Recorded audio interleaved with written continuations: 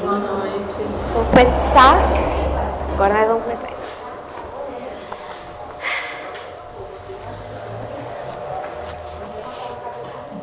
Vamos fechar os nossos olhos, acerenar os nossos corações e rogar a presença de Deus em nossos corações, em nosso pensamento. Vamos sentir a presença da espiritualidade amiga e a bondade que nos cerca. Que a nossa noite possa ser abençoada, que a gente possa entender um pouquinho mais das coisas que a gente vive, dos caminhos que a gente percorre, que a gente possa sair um pouquinho mais otimista, um pouquinho mais calmo, com o coração mais brando e mais disposto a viver as provas com amor, com bondade, enfim, dando passos sábios em direção à evolução. Que a vontade de Deus, que é muito melhor e mais sábia que a nossa, seja feita. Que a gente seja humilde para aprender e para aceitar, caminhando todos os dias. Que assim seja. Hoje eu vou ficar segurando aqui o outro, vai dar certo. Ai, quero, obrigada. Que gentil. Nós estamos no capítulo 5 ainda. Ele é grande, maior. Acho que depois do de preces ele é o maior, mas a gente está caminhando. E a leitura de hoje se chama A Felicidade Não É Deste Mundo. É uma mensagem que foi trazida por um espírito, o François Nicolas Madeleine, e é de 1863. E ela diz o seguinte: não sou feliz. A felicidade não foi feita para mim, exclama geralmente o homem em todas as posições sociais. Isto prova, meus caros filhos, melhor que todos os raciocínios possíveis, a verdade desta máxima de Eclesiastes: a felicidade não é deste mundo. Com efeito, nem a fortuna, nem o poder, nem mesmo a juventude em flor são condições essenciais da felicidade. Digo mais, nem mesmo a reunião dessas três condições tão cobiçadas, pois que ouvimos constantemente no seio das classes privilegiadas, pessoas de todas as idades lamentarem amargamente a sua condição de existência. Diante disso, é inconcebível que as classes trabalhadoras invejem com tanta cobiça a posição dos favorecidos da fortuna. Neste mundo, seja quem for, cada qual tem sua parte de trabalho e de miséria, seu quinhão de sofrimento e desengano. Pelo que é fácil chegar-se à conclusão de que a terra é um lugar de provas e expiações. Assim, pois, os que pregam que a terra é a única morada do homem e que somente nela e numa única existência lhe é permitido alcançar o mais elevado grau de felicidade que a sua natureza comporta, iludem-se e enganam aqueles que os ouvem. Basta lembrar que está demonstrado por uma experiência plurissecular que este globo, só excepcionalmente, reúne as condições necessárias à felicidade completa do indivíduo. Num sentido geral, pode afirmar-se que a felicidade é uma utopia e a cuja perseguição se lançam as gerações sucessivamente, sem jamais a alcançarem. Porque, se o homem sábio é uma raridade neste mundo, o homem realmente feliz não se encontra com maior facilidade. Aquilo em que consiste a felicidade terrena é de tal maneira efêmera para quem não se guiar com sabedoria, que por um ano, um mês, uma semana de completa satisfação, todo o resto da existência se passa numa sequência de amarguras e decepções. E notais, meus caros filhos, que eu estou falando dos felizes da terra, desses que são invejados pelas pessoas populares. Consequentemente, se a morada terrena se destina a provas e expiações, é forçoso admitir que existem, além, moradas mais favorecidas, e que o espírito do homem, ainda prisioneiro de um corpo material, desfruta em sua plenitude as alegrias inerentes à vida humana. Foi por isso que Deus semeou no vosso turbilhão esses belos planetas superiores, para os quais os vossos esforços e vossas tendências vos farão um dia gravitar. quando estiverdes suficientemente purificados e aperfeiçoados. Não obstante, não se deduza das minhas palavras que a terra esteja destinada a servir sempre de penitenciária. Não, por certo. Porque do progresso realizado podeis facilmente deduzir o que será o progresso futuro, e das melhoras sociais já conquistadas, as novas e mais fecundas melhoras que virão. Essa é a tarefa imensa que deve ser realizada pela nova doutrina que os Espíritos vos revelaram. Assim, pois, meus queridos filhos, que uma santa emulação vos anime, e que cada um dentre vós despoje energicamente do homem velho. Entregai-vos inteiramente à divulgação desse Espiritismo, que já deu início à vossa própria regeneração. É um dever fazer vossos irmãos participarem dos raios dessa luz sagrada. A obra, portanto, meus caros filhos, que nesta reunião solene todos os vossos corações se voltem para esse alvo grandioso, de preparar para futuras gerações um mundo em que a felicidade não seja mais uma palavra vã. Vamos lá, vou trocar. Obrigada. Bom, o François, né? Falei que o nome dele era François. Traz aqui algumas informações importantes. E a primeira que eu quero retomar é o título da mensagem, que é a felicidade não é deste mundo. E a gente tem algumas formas de interpretar, né? Tem uma coisa mais abstrata, que ninguém é feliz aqui na Terra, etc. Mas eu vou contar para vocês uma literal. A felicidade não pertence à Terra. Porque a Terra é um planeta de muito sofrimento. Ainda. Não é possível haver felicidade plena num lugar onde você olha para o lado e tem alguém passando fome. Certo? Se tem alguém neste nível de sofrimento, é porque as pessoas ali ainda não são felizes. Porque um planeta feliz tem pessoas felizes. E a gente tem principalmente pessoas em sofrimento.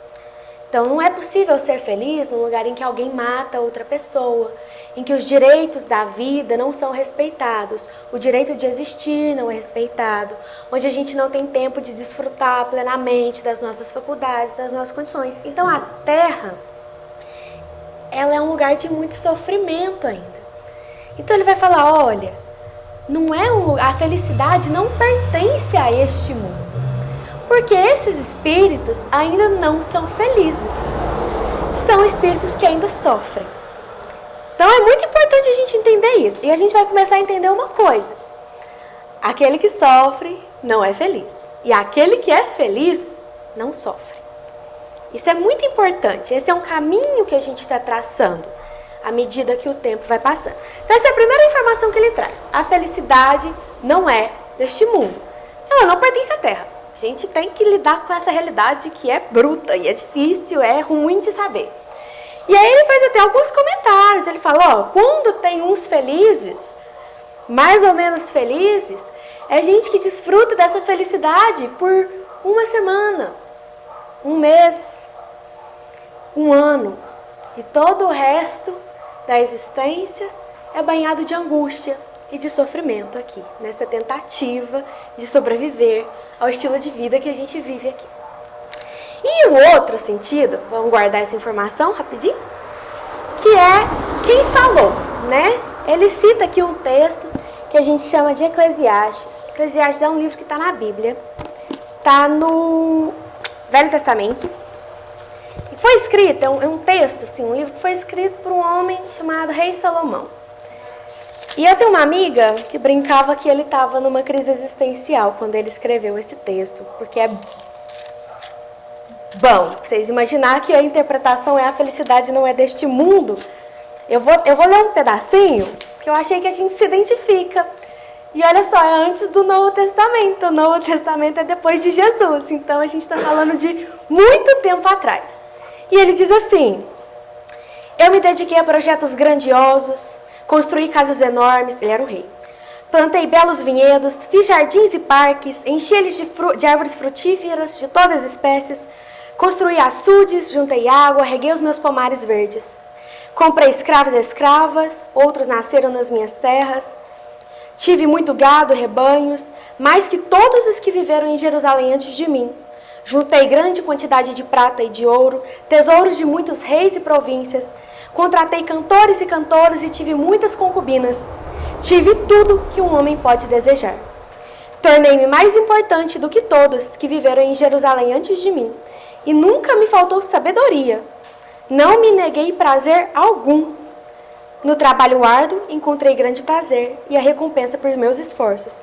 Mas ao olhar para tudo que havia me esforçado, tanto para realizar, vi que nada fazia sentido. Era como correr atrás do vento. Não havia nada que valesse a pena debaixo do sol. Então ele vai descrever a vida dele como uma vida de muito esforço, de muita conquista, mas que ele olhou e no final das contas ele não viu sentido nenhum. Falou, eu corri atrás e no final o que eu senti foi um grande nada. Um grande vazio. Um grande ficou isso por ficar. Não fui feliz, não deu certo. E aí eu fiquei com a reflexão, né? O que a gente faz com essa informação? Você vai tentar a sua vida inteira e possivelmente ainda não vai dar certo. Não vai ser feliz nessa. O que a gente faz com isso? Ruim. Difícil, né? Que a gente cresce, abre o conto de fadas, termina com felizes para sempre.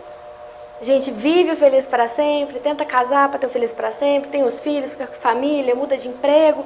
Estou procurando um jeito, vai ser melhor quando eu tiver outro emprego, vai ser melhor quando eu tiver casado, vai ser melhor quando eu tiver meus filhos. E talvez chega no final e a gente tenha essa mesma sensação do rei Salomão. Que fez e não adiantou de nada. Mas esse, gente, é um jeito muito pessimista de enxergar. Porque a gente tem que entender que a gente está caminhando. Ah, Ludmila, eu nunca vou ser feliz na Terra porque a Terra não é lugar de ser feliz. Eu devo parar de procurar a felicidade? Jamais. Jamais. Porque se a Terra hoje é um lugar de sofrimento, no futuro ela é um mundo feliz. Do mesmo jeito que se hoje eu sofro, no futuro eu me torno feliz, a Terra se torna um planeta, um mundo feliz. E ela só se torna isso com o esforço de quem mora aqui. É por isso que a gente tem que melhorar. É por isso. Porque a gente vai ser feliz, todo mundo deseja ser feliz. A gente não está feliz porque a gente está sofrendo, mas na busca por deixar de sofrer, a gente vai se tornar feliz. É por isso que é tão importante. O próprio rei Salomão, um pouco depois desse pessimismo profundo dele aqui, escreve um trechinho em que ele descreve, não vou ler inteiro não, mas ele fala assim, há um momento certo para tudo. Um tempo para cada atividade debaixo do céu. Há tempo de nascer, de morrer, de plantar e de colher. Ele começa a entrar numa reflexão em que ele respeita o tempo das coisas e ele entende o propósito de Deus para as coisas que estão acontecendo. Então, o que quero que fique é, tem tempo para as coisas acontecerem. O processo de você se tornar feliz, ele leva tempo e demanda esforço e trabalho. Então, é todo dia acordar e falar, eu vou tentar. Se é o meu trabalho, vou mudar de trabalho. Se eu quero ter uma família, vou tentar ter uma família. Vou me esforçar pela minha família. Se eu quero viajar, eu vou viajar e eu vou aprender. É esse esforço que ele demanda todos os dias. Todos os dias. O próprio Salomão fez assim, ó. Concluí, portanto, que a melhor coisa a fazer é ser feliz e desfrutar a vida enquanto é possível.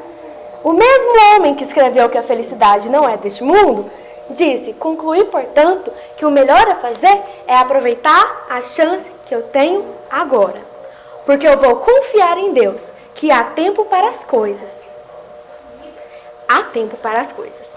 Há tempo para a gente se transformar. E aí no finalzinho, que eu queria fazer uma ressalva, a gente aqui às vezes, a gente fica bastante num campo individual, né? E dá a entender que o espiritismo, ele é uma doutrina individualista. O que eu quero dizer com individualista?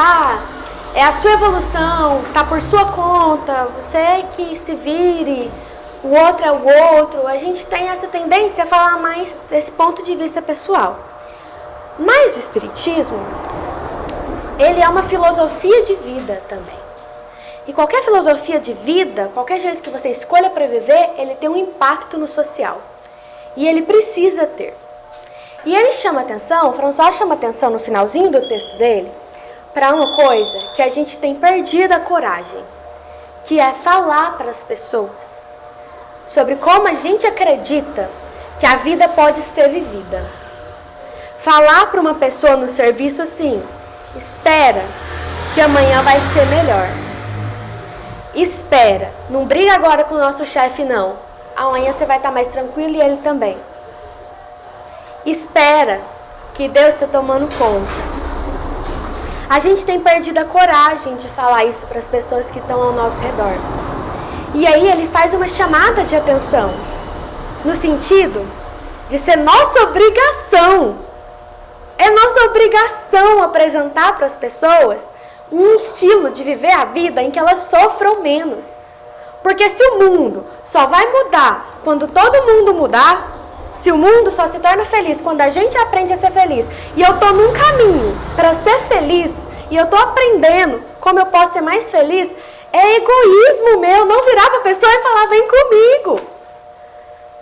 Vou ficar olhando para você rindo, você lameando ali, você dando tapa, você brigando, você batendo. Não, olha para a pessoa e fala, faz sim, tenta de outro jeito também, tenta comigo diferente. Isso é nossa obrigação, enquanto ser humano, enquanto alguém que ama, enquanto alguém que tem um mínimo de senso. Porque senão acontece o que a gente está vendo. Alguém bate em alguém na rua e a gente vira as costas. Isso é muito triste. Sabe, isso é muito triste. Alguém faz uma falta de educação e a gente não tem coragem de fazer nada. Alguém pede ajuda e a gente finge que não está lá. Você pode não ter, eu entendo que você não tem, mas você não precisa fingir que a pessoa não está lá. Isso é desumano, isso é cruel. Então ele faz esse chamado de atenção pra gente. A felicidade aqui, ela não é real ainda. Mas você pode ter esses poucos momentos. E você vai continuar buscando pra sempre, porque esse é o seu. Isso é seu por direito, você vai ser feliz, você vai conseguir, você vai chegar. Mas tenha a bondade, a piedade, a misericórdia de olhar pro lado e falar, vamos comigo. E ele fala assim no final, que é a mensagem, que eu acho que é a palavra mais bonita, né? A frase mais bonita, assim. Que todos os seus corações se voltem para esse alvo grandioso, que é o de mudar, né? Todo mundo, destruir. E de preparar para as futuras gerações um mundo em que a felicidade não seja mais uma palavra vã. Um mundo em que a felicidade seja real para quem morar aqui. É isso que vai acontecer se você proporciona isso para alguém. A próxima geração, ela vem e ela tem um mundo onde ela poderá ser feliz. Diferente do que a gente está vivendo nesse momento. Ok? Então vamos fechar os nossos olhos mais uma vez. E agradecer a Deus a oportunidade da vida, de estarmos aqui e de conhecer pessoas maravilhosas, de termos família, de termos história e de podermos continuar todos os dias. Que a nossa noite seja abençoada e vamos orar junto a oração que Jesus nos ensinou. Pai nosso que estais nos céus, santificado seja o vosso nome. Venha a nós o vosso reino. Seja feita a sua vontade, assim na terra como nos céus. O pão nosso de cada dia nos dai hoje. Perdoa, Pai, as nossas ofensas, assim como nós perdoamos a quem nos tem ofendido. E não nos deixeis cair em erros e tentações, mas livrai-nos de todo mal. Que assim seja. Amém. Até semana que vem tem mais evangelho.